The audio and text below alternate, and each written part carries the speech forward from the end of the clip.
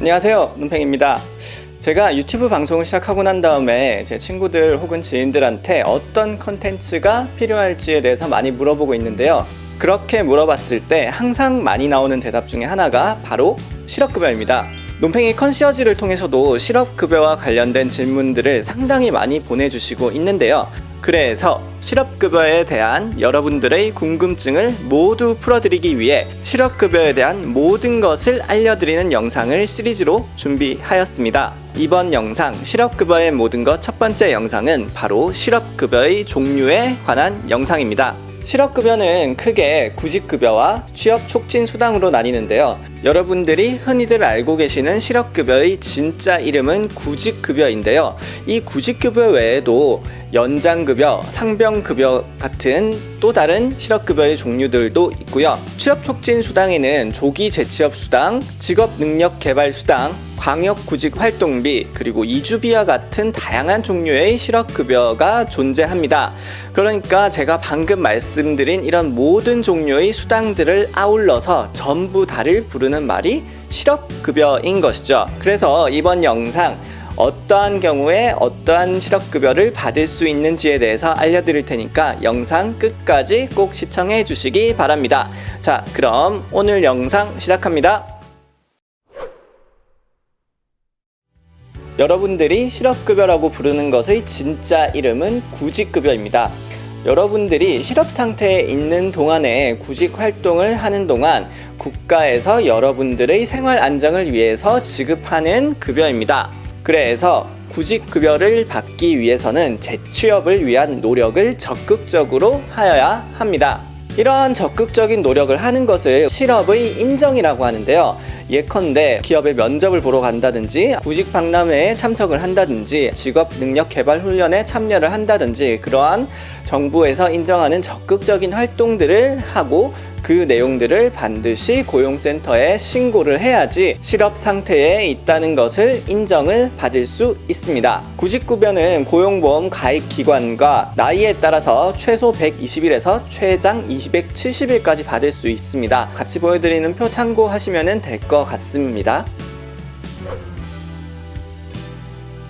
연장급여는 구직급여의 수급기간이 끝나더라도 일정한 요건에 해당되는 사람들한테 추가적인 기간 동안에 지급하는 급여입니다. 그 종류는 훈련연장급여, 개별연장급여, 특별연장급여의 세 가지가 있습니다.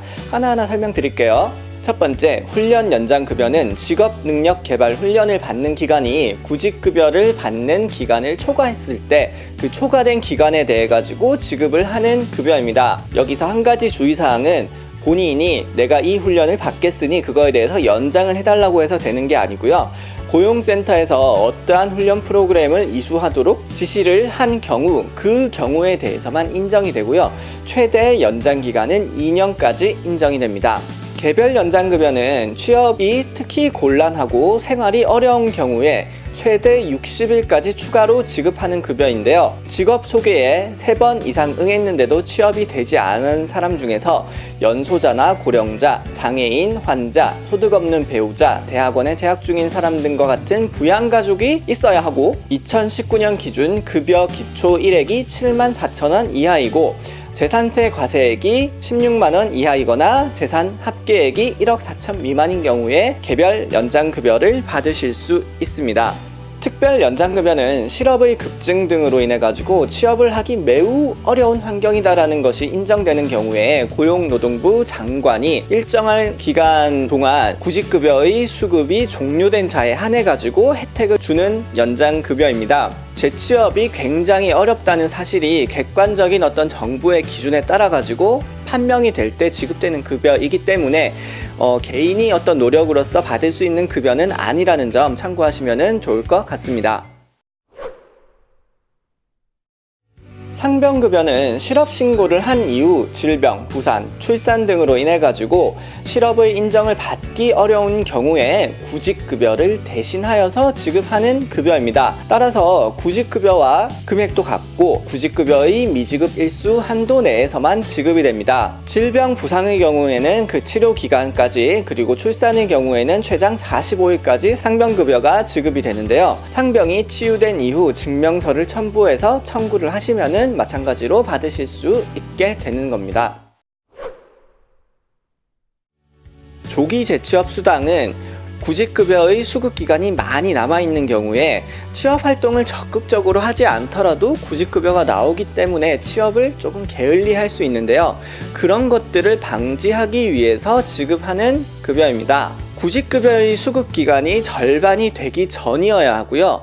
그리고 취업에 성공해서 12개월 이상을 근무했었을 때 남아있는 구직급여액의 절반을 수당으로 받으시는 제도입니다. 구직 활동 중에 직업능력 개발 훈련을 받게 되는 경우에 그런 훈련에 따라 가지고 필요한 교통비나 식대 같은 어떤 부대 비용을 지급하기 위해서 지급되는 게 직업능력 개발 수당입니다.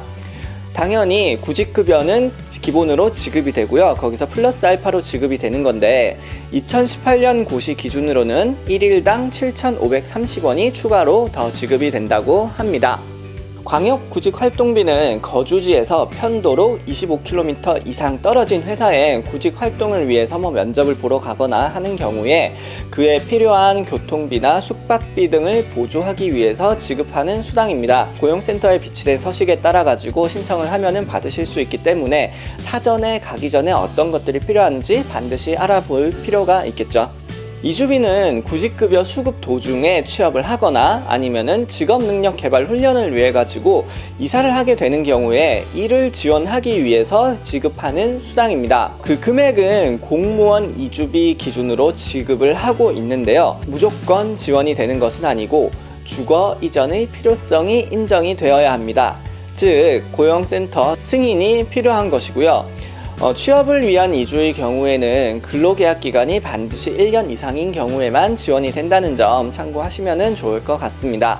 오늘 영상 여러가지 실업급여의 종류에 대해서 알아보셨는데요. 흔히들 이야기하는 구직급여만 실업급여인 줄 알았는데 다양한 종류의 급여를 받으실 수 있다는 점에 대해서는 굉장히 유익한 점이었다고 저는 생각이 됩니다. 그렇기 때문에 실업급여를 받으실 예정이거나 아니면 실업급여를 받고 계신 분이라도 이 다양한 급여 중에서 본인의 상황에 맞는 것들이 어떤 것들이 있는지 확인해 보시고 필요한 경우에는 신청을 하시면 굉장히 유용할 것 같습니다. 오늘 영상은 여기까지 마무리하고요.